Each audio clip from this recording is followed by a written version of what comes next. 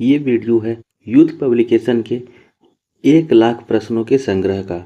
इस वीडियो में 1 लाख प्रश्न दिए गए हैं और हम इसको सब्जेक्ट बाय सब्जेक्ट सॉल्व कर रहे हैं। इस वीडियो में हम भूगोल के प्रश्नों को सॉल्व करेंगे, ज्योग्राफी के प्रश्नों को सॉल्व करेंगे और हमारा पहला सेक्शन इंडियन ज्योग्राफी से स्टार्ट होगा। एक अन्य वीडियो में मैंने हिस्ट्री से प्रश्नों को सॉल्व करना शुरू कर दिया है।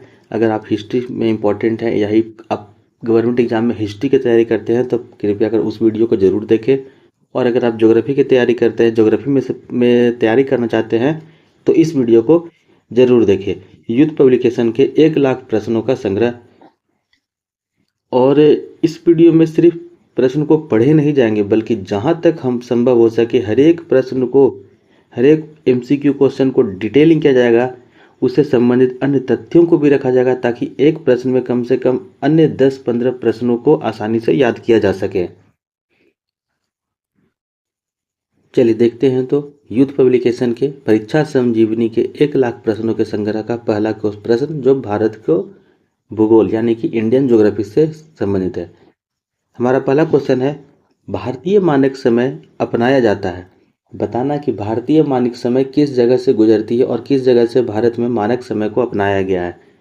सही आंसर इसका हो गया देशांतर 82 degree, 82.5 degree longitude, 82.5 degree longitude. अब इसमें इंपॉर्टेंट ये है कि ये 82.5 डिग्री लॉन्गिट्यूड उत्तर प्रदेश के उज्जैनी जगह से पास किया गया। NCERT में उज्जैनी व्यवस्था का नाम दिया गया, लेकिन अगर आपके पास पुरानी बुक होगी तो उसमें नैनी का नाम संबोधित किया गया है। इसे नैनी के नाम से संबोधित किया गया है, जो उत्तर प्रदेश के मिर्जापुर जिले के पास नैनी या नए NCERT बुक के अनुसार उज्जैनी शहर से गुजरती है।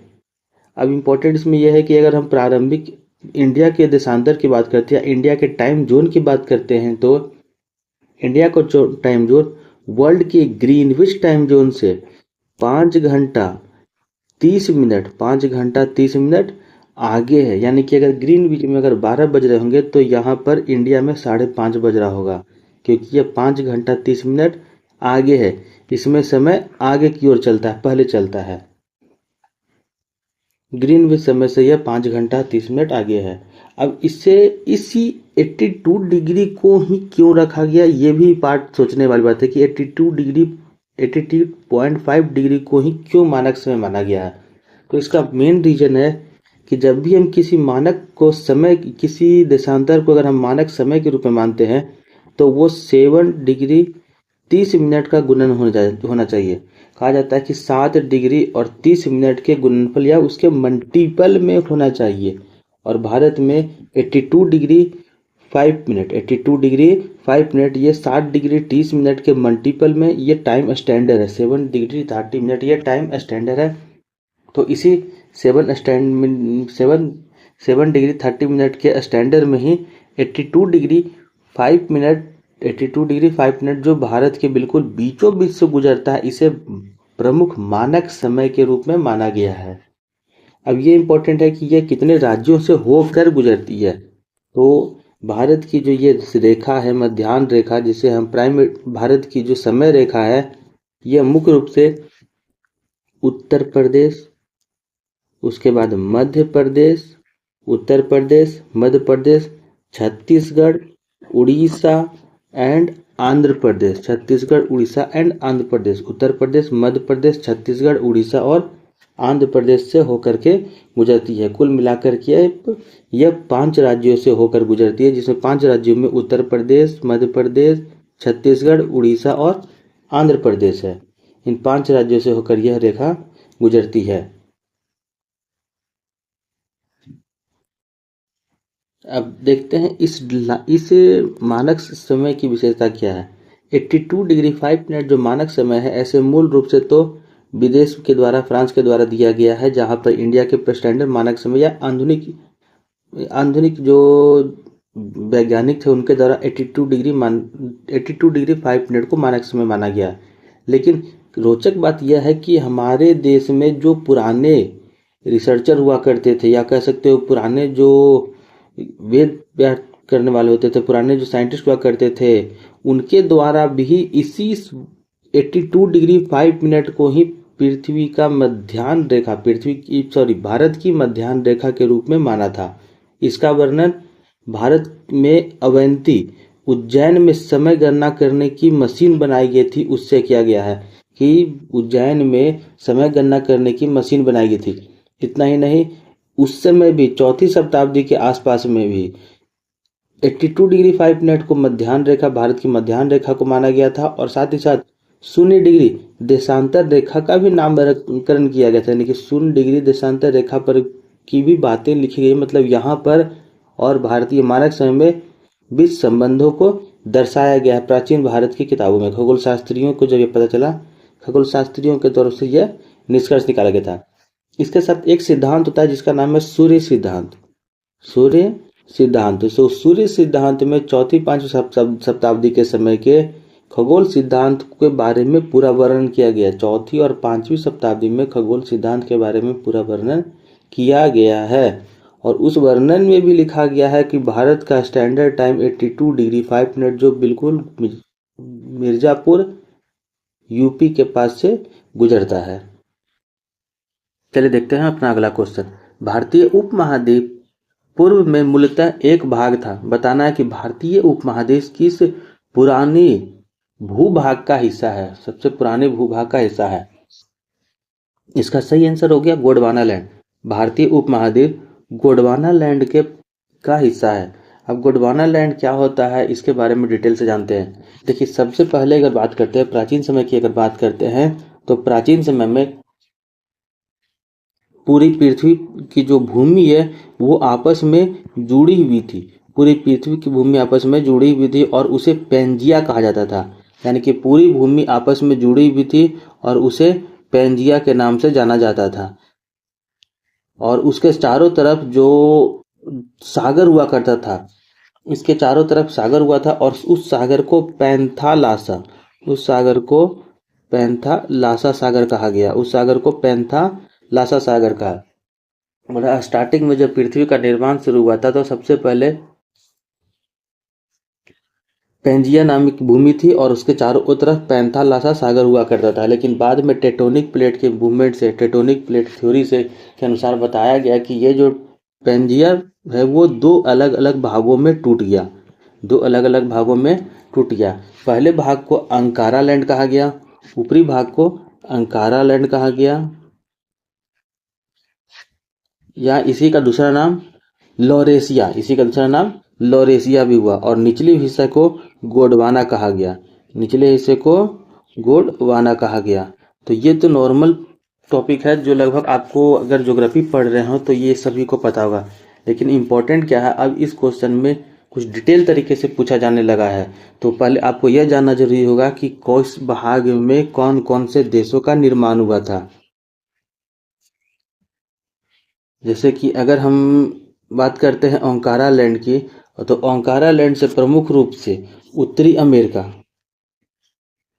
नॉर्थ अमेरिका, उसके बाद यूरोप और ऊपरी भाग एशिया के ऊपरी भाग का निर्माण हुआ था। नॉर्थ अमेरिका, यूरोप और एशिया के ऊपरी भाग का निर्माण हुआ था। और वहीं अगर हम गोंडवाना लैंड की बात करते हैं तो गोंडवाना लैंड भारतीय प्रायद्वीप का हिस्सा है और यह पठारों की श्रेणी में आता है। और इसके टूटने से, गोंडवाना लैंड के टूटने से इसमें दक्षिणी America, south America, Africa, Antarctica, Australia और इंडियन सब कॉन्टिनेंट का निर्माण हुआ था। तो यह आपको याद रखना पड़ेगा कि ओंकारा लैंड के टूटने से नॉर्थ अमेरिका, यूरोप और अपर पार्ट ऑफ एशिया का निर्माण हुआ था और गोंडवाना लैंड के टूटने से साउथ अमेरिका, अंटार्कटिका, ऑस्ट्रेलिया और साथ ही साथ इंडिया के अपर पार्ट अफ्रीका, अंटार्कटिका और ऑस्ट्रेलिया के साथ साथ इंडिया के लोअर पार्ट या कह सकते हो भारतीय प्रायद्वीपीय पार्ट का हिस्सा बना था। और ये सभी गोंडवाना लैंड के टूटने से बना था। इसके साथ अगर आता है एक टेथिस सागर की संकल्पना भी इसी समय दी गई थी। कहा गया था कि जब यह हिस्सा टूटा, जब पेंजिया लैंड वास दो भागों में टूटा तो उसके बीच में एक टेथिस सागर का निर्माण हुआ, जो बिल्कुल लंबा सागर था। और ये टेथिस सागर बाद में धीरे धीरे आपस में, जो हम लोग हिमालय देख रहे हैं, भारत की जो हिमालय देख रहे हैं, वो इसी टेथिस सागर के तल पर स्थित है। यानी कि कह सकते हो कि इसी टेथिस सागर के ऊंचे ऊपर आने पर यहाँ पर हिमालय का निर्माण हुआ है। टेथिस सागर में कहा जाता है कि जो टेथिस सागर था वो गोंडवाना लैंड, जो गोंडवाना लैंड थी वो ओंकारा लैंड की तरफ बढ़ने लगी, आगे की ओर बढ़ने लगी। और जिस कारण से टेथिस सागर में जमाव होने लगा और उसके साथ साथ जब गोंडवाना लैंड ओंकारा लैंड के हिस्से से टकराती है, तब बीच के हिस्से में उठाव शुरू हुआ और वह उठने से हिमालय का निर्माण शुरू हो गया है। इसीलिए टेथिस सागर और हिमालय को जोड़ने के लिए कहा जाता है कि जो हमारा जो हिमालय है वो कैड्रल कैड्रल ऑफ टेथिस कैड्रल ऑफ टेथिस मतलब कि टेथिस सागर का पालना है। हमारे हिमालय को टेथिस सागर का पालना कहा जाता है। चलिए अगला क्वेश्चन हो गया कि ग्रीनविच मध्य समय GMT, ग्रीनविच मेडिटेरियन टाइम, और IST, इंडियन स्टैंडर्ड टाइम कितने समय से आगे है। बोल रहा है कि भारतीय समय जो है, भारतीय जो स्टैंडर्ड टाइम है वो ग्रीनविच से कितना आगे है। काफ़ी सिंपल सा आंसर है, 5.5 घंटा। भारतीय मानक समय ग्रीनविच से 5.5 घंटा आगे है। अब आगे होने के लिए बस एक छोटी सी थ्योरी को याद कर लेते हैं। अगर मान लीजिए कि ये ग्रीनविच है, तो इस डायरेक्शन में जितने भी स्टैंडर्ड लाइन रहेंगे, टाइम जोन रहेंगे, वो हमेशा प्लस में चलेंगी। क्योंकि 82.5 डिग्री इंडिया का टाइम जो रहता है, तो ये लगभग 5 घंटे मिनट आगे पड़ता है। लेकिन अगर यही पृथ्वी के ग्रीनविच से पश्चिम साइड में जितने भी टाइम जोन है, वो सभी की सभी माइनस में चलेंगे, वो सभी की सभी माइनस में चलती है। तो यह थ्योरी हमको आपको बस याद रखना है।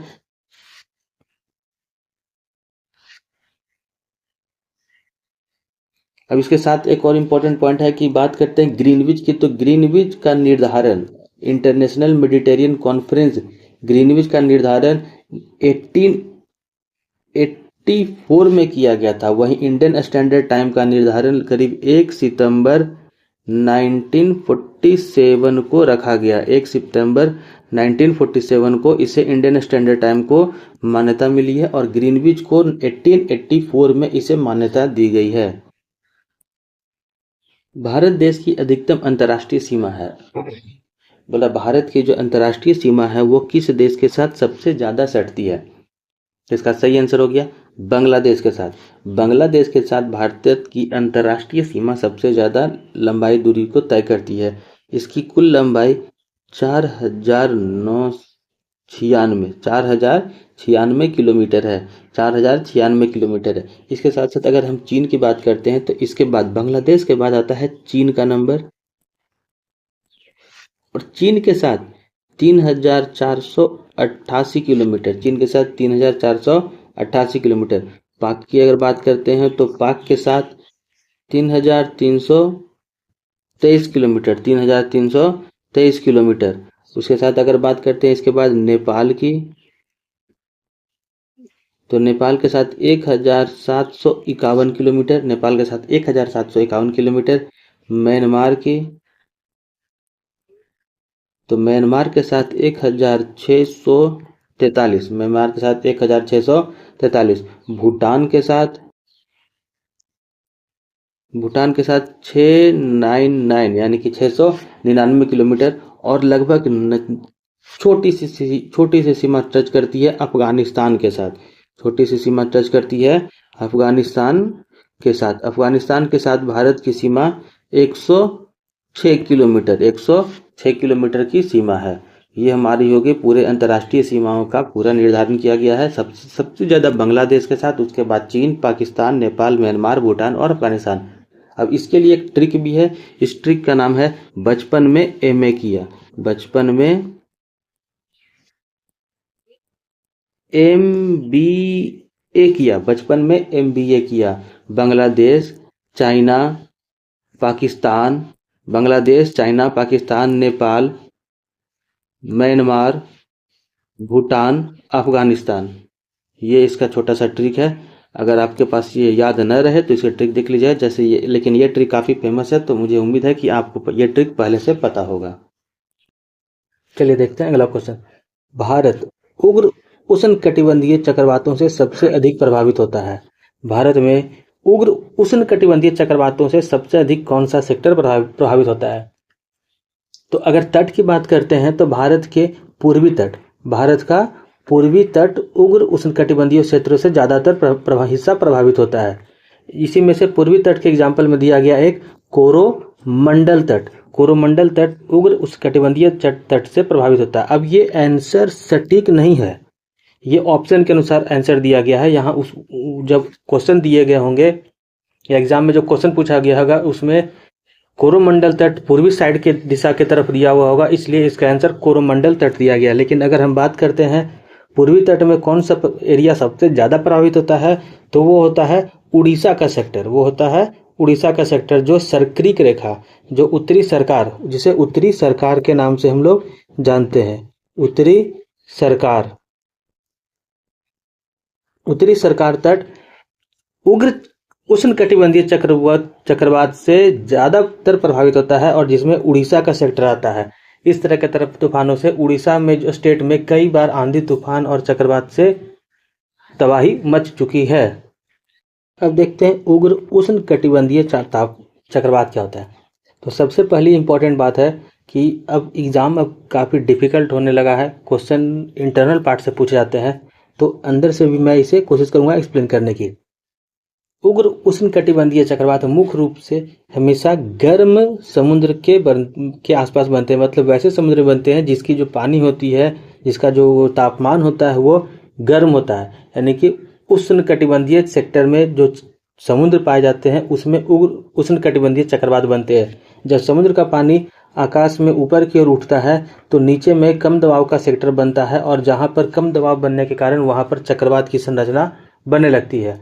तो सबसे इंपॉर्टेंट क्वेश्चन है कि उग्र उष्णकटिबंधीय चक्रवात कहाँ बनते हैं, तो मुख्य रूप से गर्म महासागरों के ऊपर बनते हैं। इसकी हवाओं की बात करें तो इसकी हवा करीब 118 किलोमीटर प्रति घंटे की रफ्तार से चलनी शुरू होती है, या इससे ऊपर ही होती है। 118 किलोमीटर प्रति घंटे की रफ्तार से चलनी शुरू होती है, और कई जगहों पर हवा का जो दबाव होता है, हवा का जो रफ्तार होती है, वो इससे कहीं ज़्यादा होती है। भारत में इसमें सबसे ज़्यादा प्रभावित सेक्टर हो गया उड़ीसा, जो उत्तरी सरकार के सेक्टर में आता है, उत्तरी सरकार तट के सेक्टर में आता है। और अगर बात करते हैं पूर्वी और पश्चिमी तटों की, तो पूर्वी तट ज़्यादातर हिस्सा प्रभावित होता है। उसके बाद कोरोमंडल तट में सबसे पहले पूर्वी तट में उत्तरी सरकार, उसके बाद कोरोमंडल तट उग्र उष्णकटिबंधीय चक्रवातों की चपेट में कई बार आ चुका है। चलिए देखते हैं अगला क्वेश्चन। भारत की कुल भूमि क्षेत्र में पर्वतों का हिस्सा कितना है? बताना है कि पर्वतों का हिस्सा कितना है भारत की कुल भूमि क्षेत्र में। तो सही आंसर इसका हो गया 30%। सही आंसर इसका हो गया 30%। अब भूमि का अगर वर्गीकरण करते हैं, भारत की भूमि को अगर हम वर्गीकरण करते हैं, तो भारत की भूमि को मुख्य रूप से 4 भागों में बांटा गया है। ऐसे नॉर्मली तो 3 भागों में ही बांटा गया है मुख्य रूप से, लेकिन पर्वतों को भी 2 अलग अलग श्रेणियों में बांटा गया है। तो चलिए सबसे पहले देखते हैं मैदानी भाग। भारत की मैदानी भाग करीब 43% है, जो नदी के द्वारा अपसादित मिट्टी से बनाई गई है। भारत का मैदानी भाग 43%, जो मुख्य रूप से नदियों के द्वारा अपसादित मिट्टी से या मिट्टी के जमाव से बनी है। उसके बाद आता है पठार। पठार का हिस्सा करीब करीब 27%, जो भारत की पुरानी भूभाग का हिस्सा है, पुरानी भूभाग का हिस्सा है, वो हो गया हमारा पठार, जो करीब करीब 27% है। पहाड़ियों की बात करते हैं तो पहाड़ियों को या पर्वतों को 2 श्रेणियों में बांटा गया है।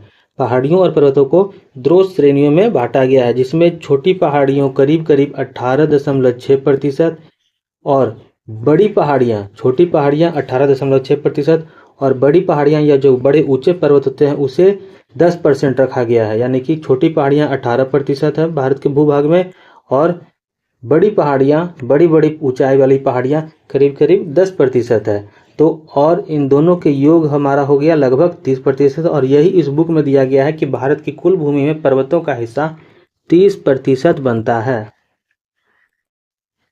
कर्क रेखा के उत्तर में अवस्थित नगर। कर्क रेखा के उत्तर में कौन सा नगर अवस्थित है, कौन सा नगर है। तो मुख्य रूप से यहाँ नगर में आप समझ लीजिए कि किसी स्टेट के कैपिटल की बात की जा रही है। तो कर्क रेखा से यहाँ जो प्रश्न दिए गए हैं, ऐसे तो बहुत सारे नगर और कैपिटल हो सकते हैं, लेकिन मैं उन लोगों को, उन स्टेट को ज़्यादा बता दूंगा जो कर्क रेखा से पर बिल्कुल सेंटर में गुजरते हैं, या कह सकते हैं कि जिन स्टेट से कर्क रेखा गुजरती है। तो जिन स्टेट से कर्क रेखा गुजरती है उनमें से उत्तर में राजस्थान का जयपुर,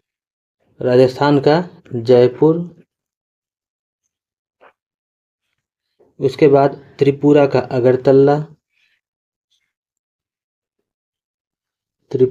अगरतला, और आइजोल, मिजोरम की राजधानी आइजोल, जो कर्क रेखा के उत्तर में यानी कि नॉर्थ दिशा में अवस्थित है। वहीं अगर बात करते हैं दक्षिण में, तो गांधीनगर, दक्षिण में गांधीनगर गुजरात की, उसके बाद भोपाल, इसके बाद रायपुर, कोलकाता। ये कुछ इंपॉर्टेंट स्टेट हैं जो कर्क रेखा के दक्षिण में स्थित है, साउथ साइड में स्थित है, और ये 3 नॉर्थ साइड में स्थित है। और एक सबसे इम्पोर्टेंट, रांची, ये नाम आपको हो सके हमेशा याद रखना पड़ेगा, क्योंकि ये रांची जो कैपिटल है वह कर्क रेखा पर ही, लगभग कर्क रेखा पर ही स्थित है। तो यह भी इम्पोर्टेंट क्वेश्चन बन सकता है कि ऐसी कौन सी राजधानी है जो बिल्कुल कर्क रेखा पर उपस्थित है।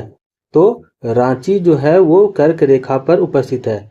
फिर से एक बार देख लीजिए, नॉर्थ साइड यानी कि कर्क रेखा के उत्तर में जयपुर, अगरतला और आइजोल, उसके बाद कर्क रेखा के दक्षिण में गांधीनगर, भोपाल, रायपुर और कोलकाता, और कर्क रेखा पर स्थित रांची। भारतीय राज्यों की सामान्य सीमा, कॉमन बॉर्डर, जो पाकिस्तान और बांग्लादेश के साथ जुड़ी हुई है। बताना है भारत के कितने राज्य पाकिस्तान और बांग्लादेश के साथ जुड़े हुए हैं। अगर आंसर की बात करते हैं तो यहाँ पर आंसर दिया गया है 9, लेकिन ये सही नहीं है, इसके जगह पर होगा 10। 10 क्यों होगा इसके बारे में अभी हम पूरी डिटेल कर देंगे।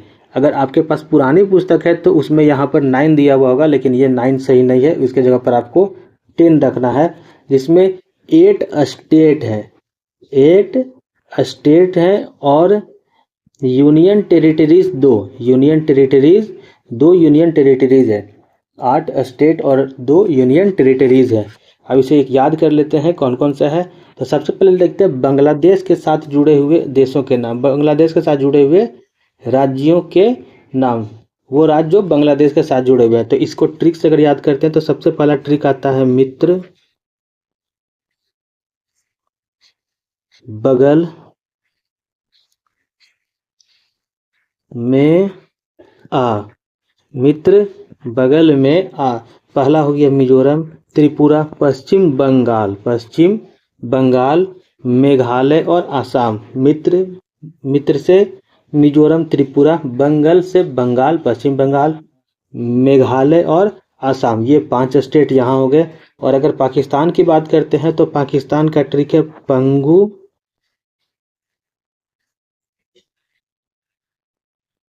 राज,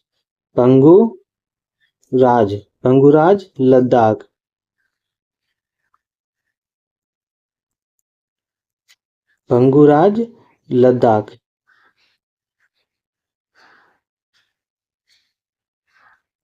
ये पाकिस्तान की ट्रिक है। पंगुराज लद्दाख, जिसमें प से पंजाब, गुजरात, राजस्थान, जम्मू कश्मीर और लद्दाख। पंजाब, गुजरात, राजस्थान, जम्मू कश्मीर और लद्दाख, कुल मिलाकर हो गए हमारे पास 10 ऐसे राज्य जो बांग्लादेश और बांग्लादेश और पाकिस्तान के साथ जुड़े हुए हैं, जिसमें से 8 स्टेट हैं और 2 यूनियन टेरिटरीज। चलिए देखते हैं अगला क्वेश्चन। गंगा के ऊपरी मैदान की दक्षिणी सीमा रेखा का निर्धारण करती है। ध्यान देना है, गंगा के ऊपरी मैदान की बात कर रहे हैं।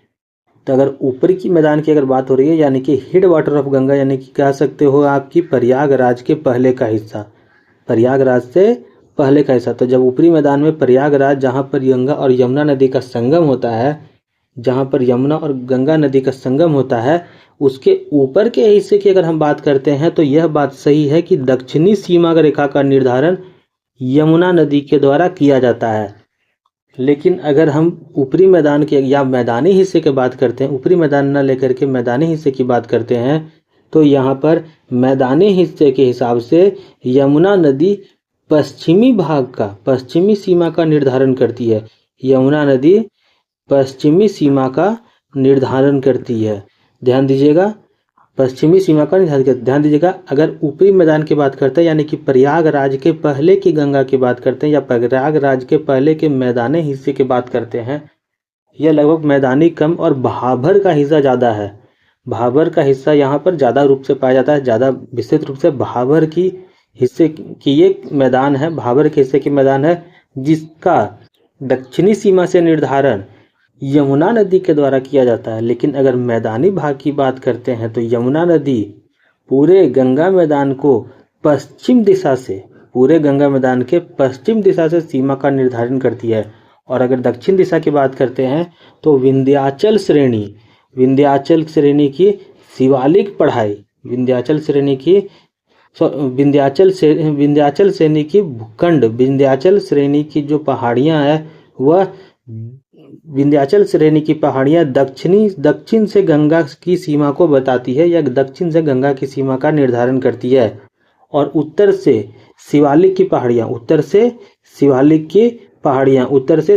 पहाड़ियां, पश्चिम से यमुना नदी जो प्रयागराज इलाहाबाद में जाके मिल जाती है। उत्तर से बात करें तो उत्तर से शिवालिक पहाड़ियां रेंज गंगा की सीमा का निर्धारण करती है। और दक्षिण से विंध्य के उच्च मैदान यानी कि विंध्य पर्वतमाला के उच्च मैदान के द्वारा गंगा की मैदानी भाग का निर्धारण किया जाता है।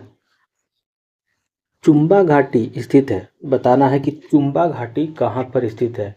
सही आंसर इसका दिखा रहा है सिक्किम और तिब्बत के मध्य। अब इस चुंबा घाटी को जानते हैं अच्छी तरह से।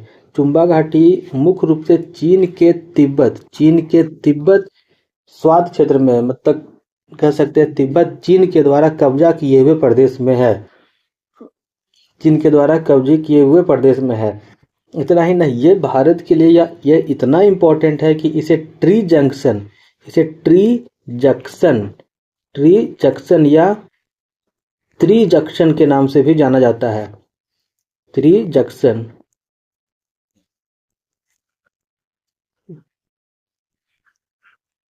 अब ये जंक्शन का अर्थ हुआ यहाँ 3 ओर से सीमा का निर्धारण किया जाता है। पहला, पश्चिम से भारत का सिक्किम स्टेट जो पश्चिम साइड से है। पूरब से भूटान और उत्तर से चीन की सीमा है। और इसी बीच में है हमारा चुंबा घाटी। भारत के साथ यह इम्पोर्टेंट इसलिए क्योंकि चुंबा घाटी भारत के सिक्किम राज्य के साथ 2 प्रमुख पहाड़ियों को कनेक्ट करती है। और इन पहाड़ियों को कनेक्ट करने के लिए नाथुला और जेपला दर्रा को से रास्ता बनाती है।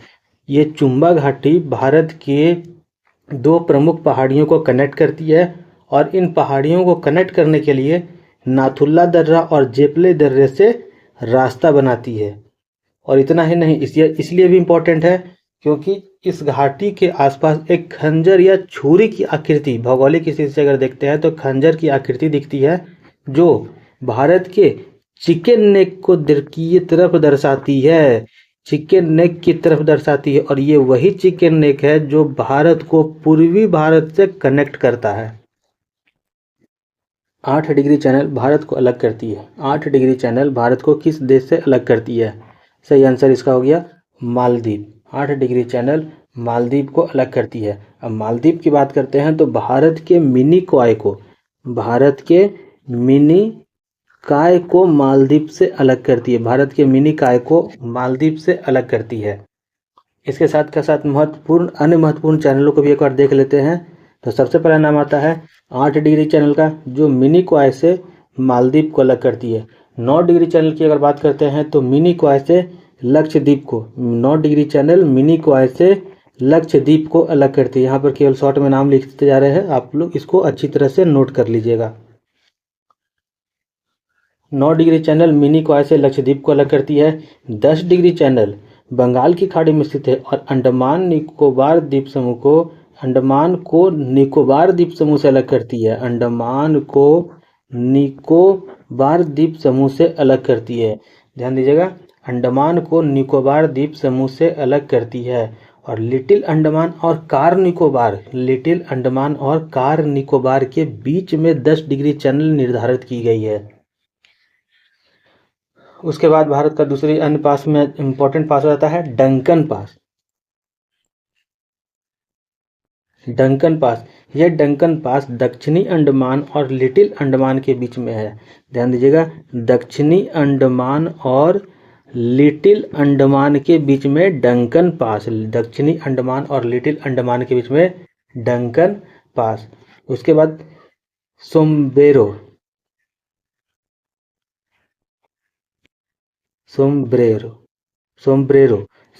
चैनल लिटिल निकोबार को ग्रेट निकोबार से अलग करती है। लिटिल निकोबार को ग्रेट निकोबार से अलग करती है। पाक जल डमरू की बात करते हैं तो काफ़ी फेमस है, जो तमिलनाडु को श्रीलंका से अलग करती है। मन्नार की खाड़ी तमिलनाडु और श्रीलंका के बीच में स्थित है। तमिलनाडु और श्रीलंका के बीच में एक तरफ पाक जल डमरू है और दूसरी तरफ मन्नार की खाड़ी, इधर पाक है और दूसरी तरफ मन्नार की खाड़ी है। खंबात की खाड़ी की बात करते हैं तो नर्मदा और ताप्ती नदी अपना जल गिराती है और ये गुजरात में स्थित है। नेपाल के साथ सामान्य सीमा, अगर नेपाल के साथ कौन कौन से राज्य हैं जो सामान्य सीमा बनाते हैं तो उत्तर प्रदेश, उत्तराखंड, बिहार, सिक्किम और पश्चिम बंगाल। उत्तर प्रदेश, उत्तराखंड, बिहार, सिक्किम और पश्चिम बंगाल ये प्रमुख स्टेट हैं जो नेपाल के साथ अपनी सीमा को साझा करते हैं। प्रमुख स्टेट जो नेपाल के साथ अपनी सीमा को साझा करते हैं, उत्तर प्रदेश, उत्तराखंड, बिहार, सिक्किम और पश्चिम बंगाल। अब अगर बात करते हैं सबसे इम्पोर्टेंट, पहले यहाँ देख लीजिए, सबसे इम्पोर्टेंट बात करते हैं तो इसमें बिहार जो है वो सबसे लंबी दूरी तक सीमा को साझा करता है। बिहार जो है वो सबसे लंबी दूरी तक सीमा को साझा करता है, या कह सकते हैं कि बिहार के साथ सबसे लंबी सीमा रेखा नेपाल की है, या यूँ कहूँ कि नेपाल के साथ बिहार की सीमा रेखा सबसे लंबी है अन्य स्टेट के मुकाबले। इसकी कुल लंबाई 726 किलोमीटर है। और वहीं अगर पूरे स्टेट की अगर हम बात करते हैं तो सभी 5 राज्यों की कुल लंबाई 1751 किलोमीटर है, जिसमें बिहार की लंबाई 726 किलोमीटर है।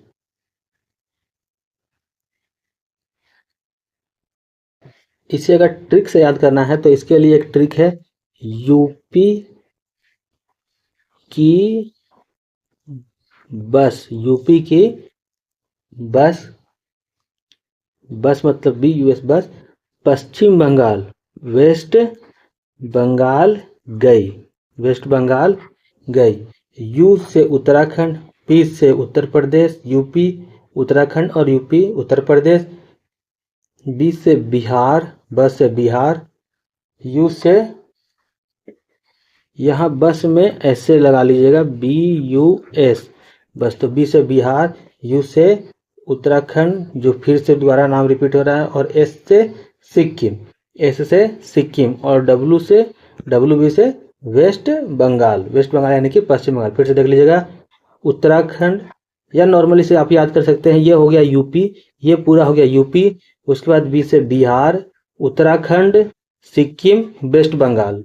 यूपी, उत्तर प्रदेश, बिहार, उत्तराखंड, सिक्किम और वेस्ट बंगाल ये प्रमुख स्टेट हैं जो नेपाल के साथ अपनी सीमा साझा करते हैं, और जिसमें सबसे लंबी सीमा बिहार की है 726 किलोमीटर। गोवा एवं कन्याकुमारी के बीच में स्थित है। बताना है कि गोवा और कन्याकुमारी के बीच में कौन सा तट स्थित है, तो सही आंसर इसका हो गया मालाबार तट। गोवा और कन्याकुमारी के बीच में मालाबार तट स्थित है। इसी तरह अगर बात करते हैं पश्चिमी तट की, तो प्रमुख तटों में कोंकण तट जो मुंबई से गोवा के बीच में है, कोंकण तट मुंबई से गोवा के बीच में है। उसके बाद आता है कन्नड़। उसके बाद आता है नाम कन्नड़ तट का। कन्नड़ तट गोवा और कर्नाटका के बीच में है, गोवा और कर्नाटका के बीच में है। और फिर गोवा से कन्याकुमारी, गोवा से कन्याकुमारी के बीच मालाबार तट है। भारत की स्थलीय सीमा कितने देशों से लगती है? बताना है कि भारत की जो स्थलीय सीमा है वो कितने देशों के साथ लगती है। स्थलीय सीमा का अर्थ होता है कि वह कौन कौन से पड़ोसी देश है जिनके साथ भारत लैंड लॉक कंट्री से जुड़ा हुआ है, यानी कि लैंड बाउंड्रीज के साथ शेयर करता है। तो प्रमुख रूप से ये से 7 देश हैं जिनके साथ भारत जमीनी स्तर से जुड़ा हुआ है, जिसमें सबसे पहले बांग्लादेश, बांग्लादेश के साथ सबसे ज़्यादा सबसे लंबी सीमा शेयर करता है। उसके बाद चीन, बांग्लादेश के बाद चीन, उसके बाद आ जाता है पाकिस्तान, नेपाल,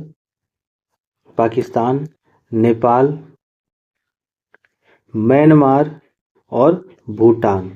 इसका ट्रिक भी है, बचपन में MBA किया था, बचपन में MBA किया। भूटान और अफगानिस्तान MBA किया, बचपन में MBA किया। यही उसका ट्रिक भी है कि बचपन में MBA किया। जो भारत के साथ सटे हुए पड़ोसी देश हैं, जो भारत से भूमि के साथ यानी कि स्थल के साथ संबंधित हैं। वहीं 2 ऐसे देश हैं जो भारत के साथ समुद्री सीमा को साझा करते हैं, जिसमें सबसे पहले श्रीलंका और मालदीव। श्रीलंका और मालदीव 2 ऐसे देश हैं जो भारत के साथ समुद्री सीमा को साझा करते हैं। चलिए देखते हैं अगला क्वेश्चन। भारत अवस्थित है, भारत अवस्थित है मतलब बताना है कि भारत की दक्षिणतम बिंदु, भारत के अक्षांशों और देशांतर की सबसे अंतिम बिंदु कहाँ से कहाँ तक फैली हुई है। तो अगर हम भारत की बात करते हैं तो भारत की सबसे दक्षिणतम बिंदु, मुख्य भूमि की दक्षिणतम बिंदु, जो भारत की मुख्य भूमि है उसकी दक्षिणतम बिंदु कन्याकुमारी है, जो 8 डिग्री 4 मिनट पर स्थित है। 8 डिग्री 4 मिनट उत्तर पर स्थित है, 8 डिग्री 4 मिनट उत्तर पर स्थित है। वहीं अगर संपूर्ण भारत की अगर बात करते हैं तो 6 डिग्री 4 मिनट पर इंदिरा पॉइंट, 6 डिग्री 4 मिनट पर इंदिरा पॉइंट जो ग्रेट निकोबार द्वीप समूह में स्थित है।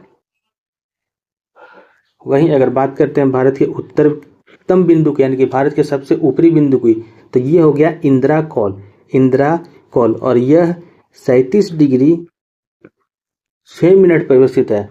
मुख्य बिंदु 37 डिग्री 6 मिनट पर इंदिरा कॉल, सबसे ऊपर की बिंदु इंदिरा कॉल और सबसे नीचे की बिंदु इंदिरा पॉइंट। ये तो काफी आसान है इसे याद करना।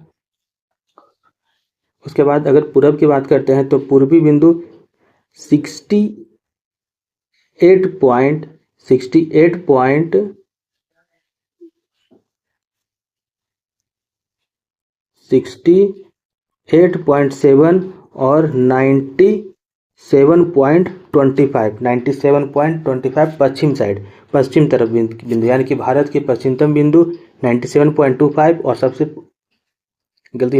भारत की पूर्वोत्तम बिंदु 97.25 और पश्चिमतम बिंदु यानी कि सबसे पश्चिमी बिंदु 68 मिनट, 68 डिग्री 7 मिनट, ये भारत की सबसे पश्चिमतम बिंदु है, यानी कि पश्चिमी बिंदु है। अगर पूरब की बात करते हैं तो इसके सबसे पूरब में होता है किबथु जो अरुणाचल प्रदेश में, और सबसे पश्चिम में है गुहार मोती या सर्करिक रेखा जो गुजरात में स्थित है। द्वीपों का समूह लक्षद्वीप, इसके बारे में बताना है। तो जैसा कि ऑप्शन दिया गया है उसके अनुसार यहाँ पर आंसर दिया गया है कि जो लक्षद्वीप है वो प्रवाल का बना हुआ है, कोरल आइलैंड है। लक्षद्वीप है जो वो एक कोरल आइलैंड है। अब इससे इंपॉर्टेंट बातों को देख लेते हैं। लक्षद्वीप की अगर बात करते हैं तो यह अरब सागर में स्थित सबसे छोटा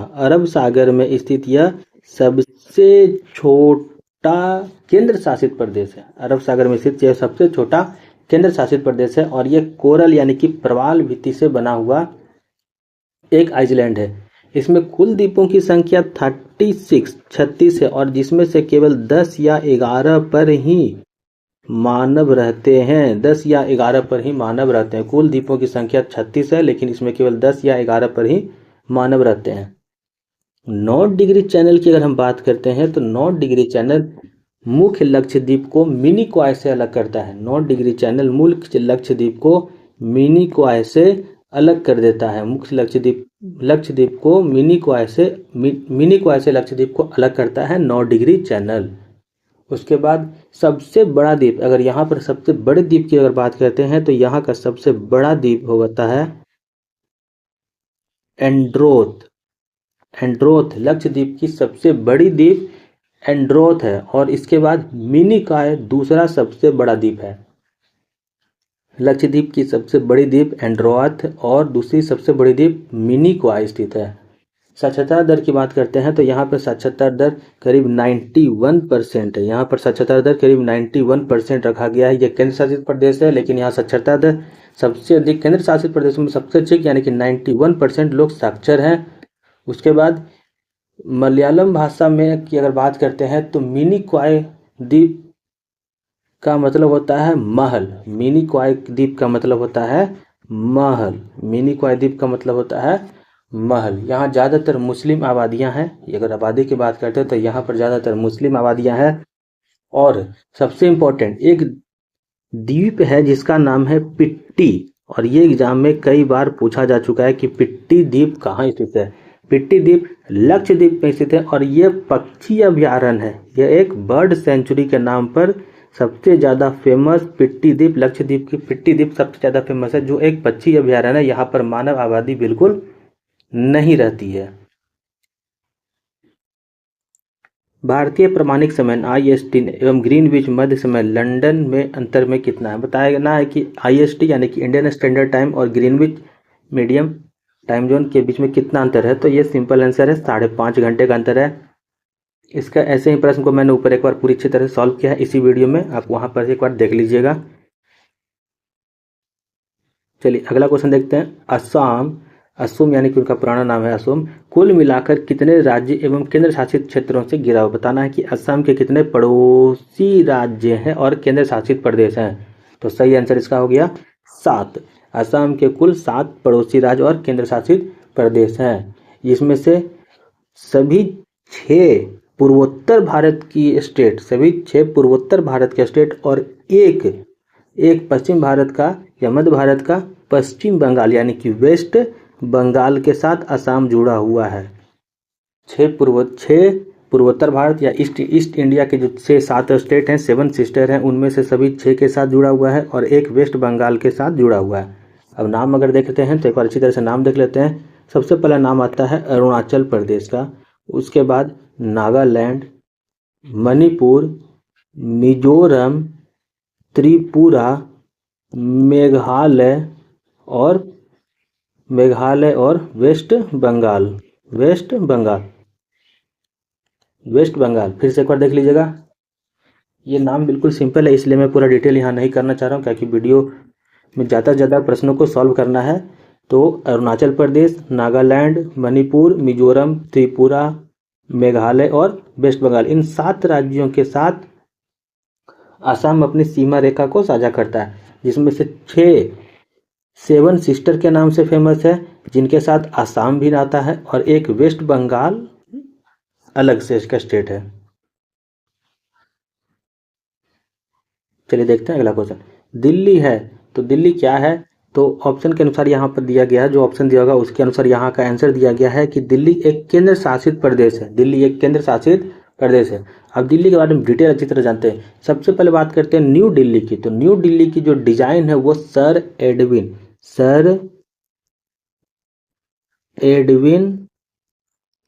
लुटियंस के द्वारा